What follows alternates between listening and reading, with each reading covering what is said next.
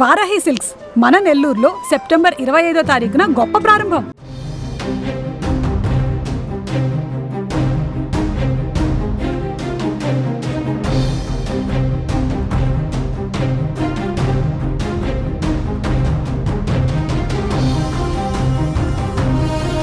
మత్తులో ఉన్న ఒక యువతిపై ముగ్గురు ఆటో డ్రైవర్లు అతి దారుణంగా అత్యాచారం చేసి చెప్పరాని చోట హింసిస్తూ అతి కిరాతకంగా హతమార్చడం హైదరాబాద్ లో సంచలనంగా మారిన విషయం అందరికీ తెలిసిందే. రాజేంద్రనగర్ పరిధిలోని కిస్మత్పూర్ బ్రిడ్జ్ వద్ద ఈ నెల 15వ తేదీన జరిగిన ఈ కేసులో సంచలన విషయాలు బయటపడుతున్నాయి. ఆ యువతిని ఎంత కిరాతకంగా ఆటో డ్రైవర్స్ హింసించారో ఫోరెన్సిక్ నివేదికలో బయటపడింది. యువతి మృతదేహం దగ్గర దొరికిన చిన్న క్లూతో పోలీసులు ముగ్గురు మృగాల ఆట కట్టించారు.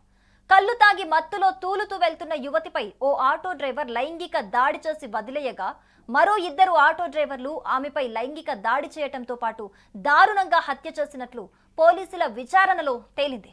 ఇక పోలీసులు తెలిపిన వివరాల ప్రకారం అయితే పాతబస్తీ ప్రాంతానికి చెందినట్లుగా భావిస్తున్న 32 ఏళ్ల మహిళ ఈ నెల 14వ తేదీన PVNR expressway pillar number 143 దగ్గర మత్తులో తూలుతూ వెళ్తోంది. లంగర్ హౌస్ ప్రాంతానికి చెందిన auto driver Meka Durgareddy beer biryani ఇప్పిస్తానని ప్రలోభ పెట్టి ఆటోలో బలవంతంగా ఎక్కించుకున్నాడు. ఆ తర్వాత ఎవ్వరూ లేని నిర్మానుష ప్రదేశానికి తీసుకెళ్లి మత్తులో ఉన్న ఆమెపై లైంగిక దాడి చేశాడు. ఆ తర్వాత ఆరంఘర్ వద్ద ఫంక్షన్ హాల్ సమీపంలో వదిలి వెళ్లిపోయాడు ఆ మహిళను. ఆరంఘర్ వద్ద తూలుతూ వెళ్తున్న యువతిని టోలీ చౌకీ హకీంపేట్ కు చెందిన ఆటో డ్రైవర్ గులాం దస్తగిరి ఖాన్ చూశాడు. మరో ఆటో డ్రైవర్ మహమ్మద్ ఇమ్రాన్ కు ఫోన్ చేసి చెప్పడంతో అతడు కూడా అక్కడికొచ్చాడు. మద్యం మత్తులో తూలుతూ వెళ్తున్న మహిళను దస్తగిరి బలవంతంగా ఆటోలోకి ఎక్కించుకున్నాడు. ఆ తర్వాత ఇద్దరూ కలిసి ఆ యువతిని కిస్మత్పూర్ మూసీ బ్రిడ్జ్ వద్దకు తీసుకెళ్లారు. అక్కడ ఎవ్వరూ లేని నిర్మానుష ప్రాంతంలో ఆమెపై అత్యాచారం చేశారు. ఆ తర్వాత వెదురు బొంగులతో అతి కిరాతకంగా ఆమెను కొట్టి చంపేశారు. ఈ ఘటన జరిగిన 2 రోజుల వరకు అక్కడ ఎవ్వరికీ తెలియదు. 2 రోజుల తర్వాత యువతి మృతదేహాన్ని స్థానికులు గుర్తించి పోలీసులకు సమాచారం అందించారు. పోలీసులు ఘటనా స్థలానికి చేరుకుని కేసు నమోదు చేసి దర్యాప్తు చేపట్టారు. ఈ క్రమంలో ముగ్గురు ఆటో డ్రైవర్లను అదుపులోకి తీసుకుని విచారించగా అసలు విషయమంతా బయటపడింది. సీసీటీవీ ఫుటేజ్ల ఆధారంగా పోలీసులు ఈ కేసును ఛేదించారు. మహిళ చనిపోయిన చోట ఒక ప్లాస్టిక్ కవర్లో చిన్న డిస్పోజబుల్ డబ్బాలో కళ్ళు కనిపించింది. హత్య జరిగిన స్థలం నుంచి 200 మీటర్ల దూరంలో ఉన్న కల్లు కాంపౌండ్ వద్దకు వెళ్లిన పోలీసులు అక్కడి సీసీటీవీ ఫుటేజ్లను క్షుణ్ణంగా పరిశీలించారు.